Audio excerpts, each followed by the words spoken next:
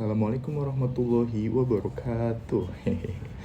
Halo semuanya, perkenalkan saya Muhammad Agung Kafabi dari program studi Hubungan Internasional dengan nomor induk mahasiswa 1241103103886, yang mana pada kesempatan kali ini saya akan menjelaskan jawaban dari apa itu kelebihan dan kekurangan teori English School dalam hubungan internasional, yang mana teori ini sangat menarik. Mengapa? Karena menawarkan pendekatan yang tidak terlalu fokus pada kekuatan seperti realisme dan juga tidak terlalu idealis seperti liberalisme. Dan mari kita sama-sama bahas lebih dalam. Pertama, apa itu English School? Sebelum kita membahas mengenai kekurangan dan kelebihannya, English School memang memandang dunia sebagai sebuah international society, yang mana masyarakat negara-negara yang memiliki aturan, norma, dan institusi untuk menjaga keteraturan internasional. Jadi, meskipun sistem internasional itu anarkis alias tidak ada pemerintah dunia, tapi negara-negara tetap bisa bekerja sama dan menghormati satu sama lain. Karena itu, teori ini disebut sebagai teori jalan tengah, teori moderat, atau via media antara realisme dan liberalisme. Kemudian konsep dasar dari English School. Nah, English School sendiri memiliki 3 level analisis utama. Yang pertama, international system, yang bicara soal kekuatan dan persaingan antar negara. Kedua, tentang international society, yang mana fokus pada aturan dan institusi sebagai diplomasi dan hukum internasional. Dan ketiga, world society, yang melihat peran individu dan kemanusiaan global. Jadi, teori ini tidak hanya melihat negara, tetapi juga masyarakat dunia secara lebih luas. 1. Kelebihan. Kelebihan dari English School yang pertama adalah pendekatan via media.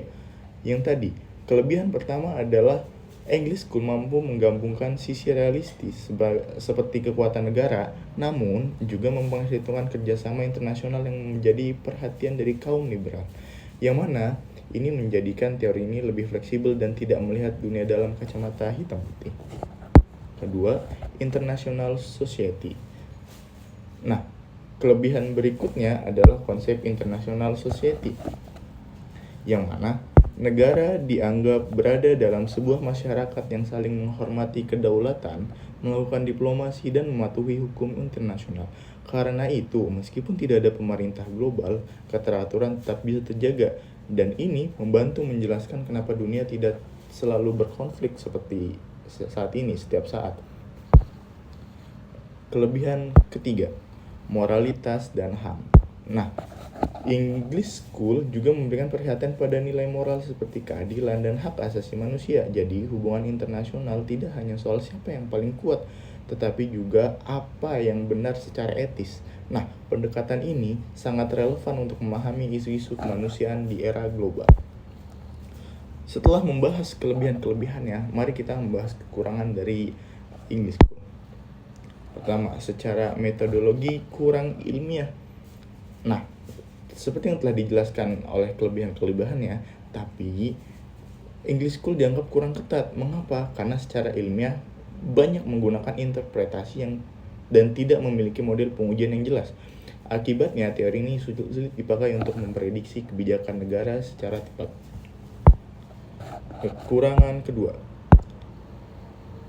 Kelemahan kedua adalah bias barat. Banyak konsep yang berkembang di dalamnya berakar dari sejarah Eropa, sehingga pengalaman negara-negara global South kurang diperhatikan. Selain itu, terdapat perdebatan internal antara kubu pluralis yang menekankan kedaulatan dan stabilitas. Ini dari kekurangan kedua. Selain itu, kubu pluralis yang menekankan kedaulatan dan stabilitas dengan kubu solidaristis yang lebih mementingkan HAM dan intervensi kemanusiaan, yang mana ini membuat teori sering tidak konsisten dalam menyikapi isu global. Nah, terakhir, kesimpulan. Sebagai kesimpulan, English School memang teori yang komprehensif dan manusiawi karena menggabungkan kepentingan dan nilai dalam memahami dunia internasional. Nah, teori ini membantu kita memahami bagaimana keteraturan tercipta dalam situasi anarki global.